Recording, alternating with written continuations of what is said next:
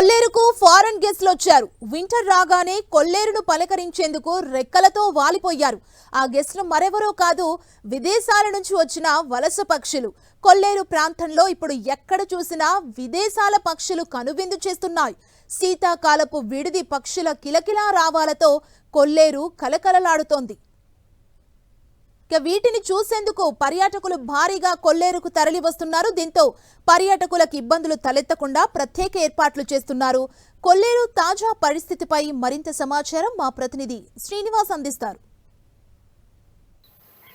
Asia ఖండంలోనే అతిపెద్ద మంచినీటి సరస్సుగా ఉన్నటువంటి కొల్లేరుకు విదేశీ వలస పక్షులు అయితే కూడా తరలి వస్తున్నాయని చెప్పుకోవచ్చు. ప్రస్తుతం మనం కొల్లేరు ప్రాంతంలోని ఆటపాక పక్షుల కేంద్రం వద్ద ఉన్నాము.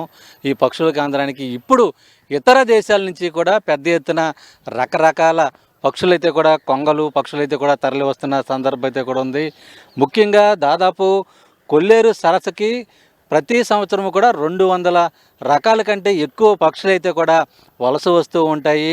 Spot bill, pelican, painted, stork, Asian open bill, stork, flamingo, kingfisher, little ఎగ్రడార్మేట్, బ్లాక్ అండ్ వైట్ సీల్డ్, ఇటువంటి పేర్లతో ఉన్నటువంటి రకరకాల పక్షులైతే కూడా తరలి వస్తూ ఉంటాయి. ముఖ్యంగా ఆస్ట్రేలియా, అలాగే సైబేరియన్ క్రేన్ మరియు సారస్ క్రేన్ వంటి అరుదైన జాతులు కూడా ఇక్కడ ఎక్కువగా కనిపిస్తూ ఉంటాయి. ముఖ్యంగా శీతాకాల సమయంలోనే ఇతర దేశాల నుంచి కూడా ఈ కొల్లేరు ప్రాంతానికి ఈ పక్షులన్నీ కూడా వలస వస్తూ ఉంటాయి. ఇక్కడ తమ సంతాన ఉత్పత్తిని చేసుకుని మళ్ళీ తిరిగి తమ దేశానికి వెళ్తూ ఉంటాయి. ముఖ్యంగా ఈ కొల్లేరు పక్షులకు సంబంధించి కూడా ఈ సమయంలో ఈ పక్షులను తిలకించేందుకు పర్యాటకులు కూడా పెద్ద ఎత్తున ఈ ప్రాంతానికి తరలి వస్తూ ఉంటారు. అయితే గత మంతా తుఫాను కారణంగా ఈ పక్షుల కేంద్రానికి కొంత అంతరాయం ఏర్పడింది. ఈ నేపథ్యంలోనే పక్షుల కేంద్రం సంబంధించి ఇక్కడ ఉన్నటువంటి కొల్లేరు సరస్సుకు సంబంధించి కూడా కొంత గట్లు దెబ్బతినడంతో ప్రస్తుతం అటు అటవీ శాఖ అధికారులు, కొల్లేరు అభయారణ్యం అధికారులు అయితే కూడా ఇప్పుడు వాటిని మరమ్మతులు చేస్తున్న పరిస్థితి కూడా ప్రస్తుతం గత 3 రోజుల నుంచి కూడా ఈ పక్షుల కేంద్రాన్ని మూసివేసినట్లు అధికారులు చెబుతున్నారు. మరో వారం రోజుల పాటు ఈ పనులన్నీ కూడా జరిగిన తర్వాత మళ్ళీ పక్షుల కేంద్రాన్ని తిరిగి ప్రారంభిస్తామని కూడా చెప్తున్నారు. అయితే ఇప్పుడు మనం విజువల్స్లో కూడా చక్కగా చూడొచ్చు, మొత్తం ఇతర ప్రాంతాల నుంచి వచ్చినటువంటి పక్షులు సందడి అయితే కూడా ఇక్కడ పక్షుల కిలకిల రాగాలైతే కూడా కొనసాగుతున్నాయి. గతం ఎక్కడా చూడనటువంటి పక్షుల్ని, అంటే విదేశీ కొంగలను అయితే కూడా మనం ఇక్కడ చూస్తూ ఉంటాం.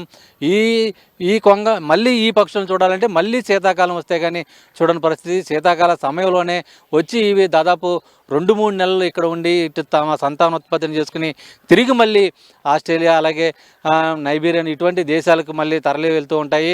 ముఖ్యంగా అన్ని కిలోమీటర్ల మేర అవి ప్రయాణం చేసి కొల్లేరు ప్రాంతానికి వచ్చి ఈ ప్రాంతంలోనే తమ సంతాన ఉత్పత్తిని చేసుకోవడం ఇక్కడ ప్రత్యేకతగా చెప్పుకోవచ్చు.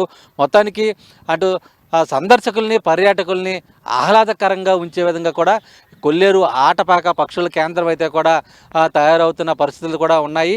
మొత్తానికి సంబంధించి ఇటు విదేశీ పక్షుల కిలకిల రాగాలతో కొల్లేరులోని ఆటపాక పక్షుల కేంద్రం అయితే కూడా ప్రస్తుతం ఉంది. వీటిని తిలకించేందుకు కూడా పర్యాటకులు కూడా పెద్ద ఎత్తున తరలి వస్తున్న పరిస్థితులు అయితే కూడా ఉన్నాయి. మొత్తానికి ఇటు వచ్చేటువంటి పర్యాటకులకి ఎటువంటి ఇబ్బందులు కలగకోకుండా అటు అటవీ శాఖ అధికారులు అయితే కూడా ప్రత్యేక చర్యలు తీసుకున్నారు.